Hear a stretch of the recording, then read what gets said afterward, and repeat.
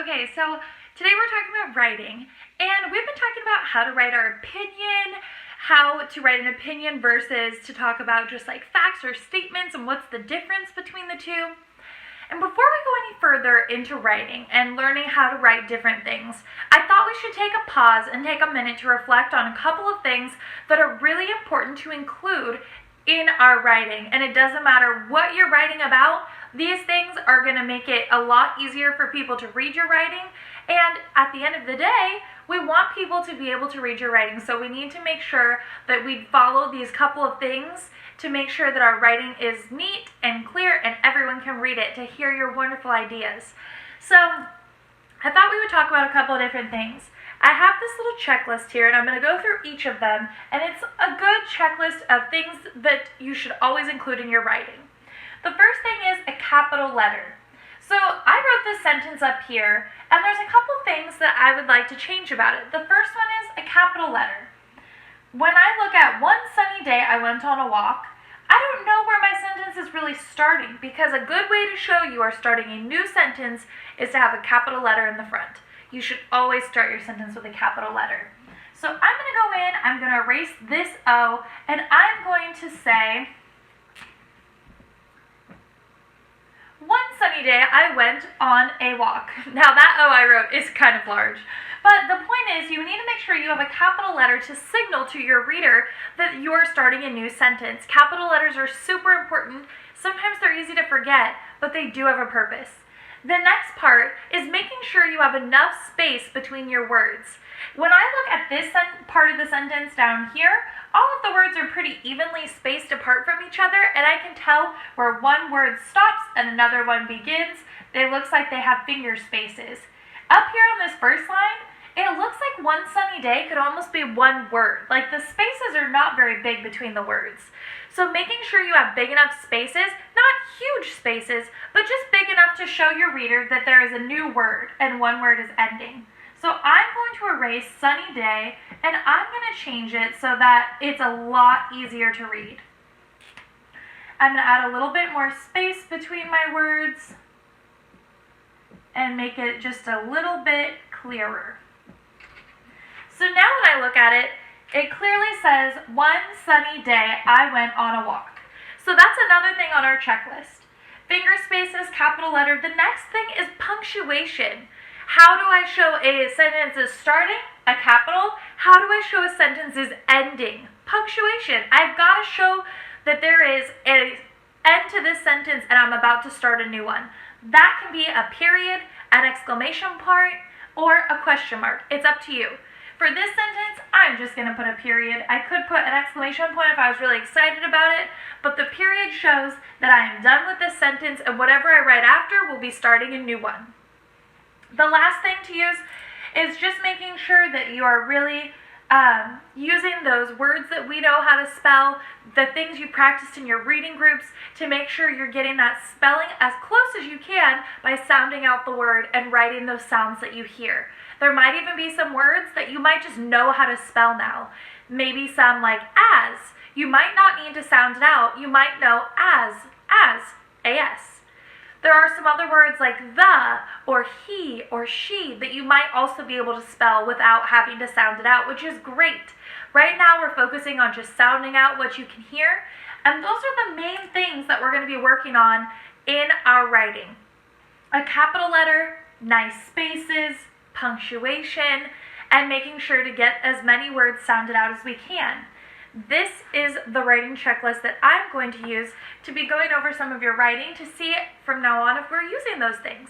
So let's go through. We have a worksheet, and in it, we're going to be looking at some sentences together and seeing how can we kind of edit them, fix them to follow these rules that we're going to try to follow in our writing.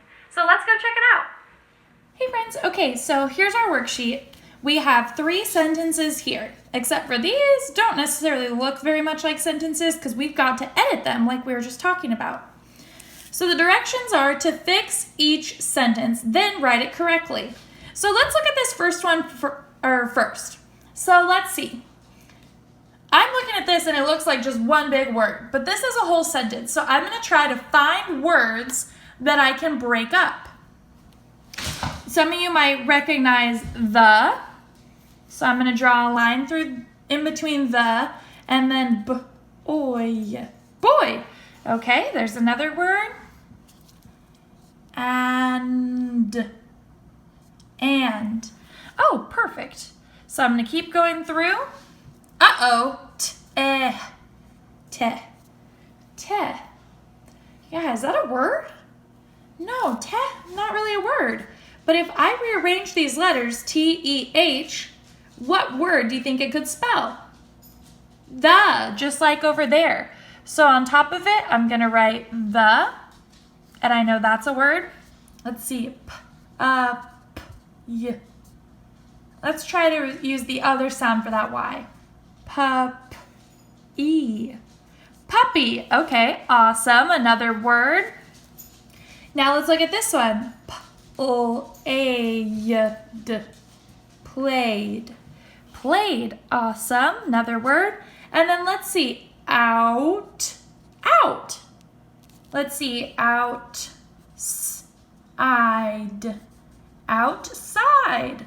Very nice. You might also just notice out, draw a line, and then see side and know to put them together. So outside. Now that we found all the words and it doesn't look like one big old word anymore, there's a couple other things we got to do. What goes at the beginning of a sentence? Capital. So I'm going to turn this T into a capital T. And what goes at the end of our sentence? I'll give you a hint. Period. So I've got to put a period at the end. Great job if you guys got those right. Okay, so now we're going to work on writing this sentence correctly, that second part of the directions. So I'm going to start by writing the first word, the, adding my capital T. Then, finger space, I'm going to write boy. All right, and then finger space and. Finger space, oh, remember we changed the spelling. Te didn't make sense, so we had to add the. Finger space puppy. All right, finger space played. If it's hard for you to keep track of what we've already done, you can cross it out as you go as well. That might make it a little easier for you to follow along with what we have already written. So the boy and the puppy played, and then outside.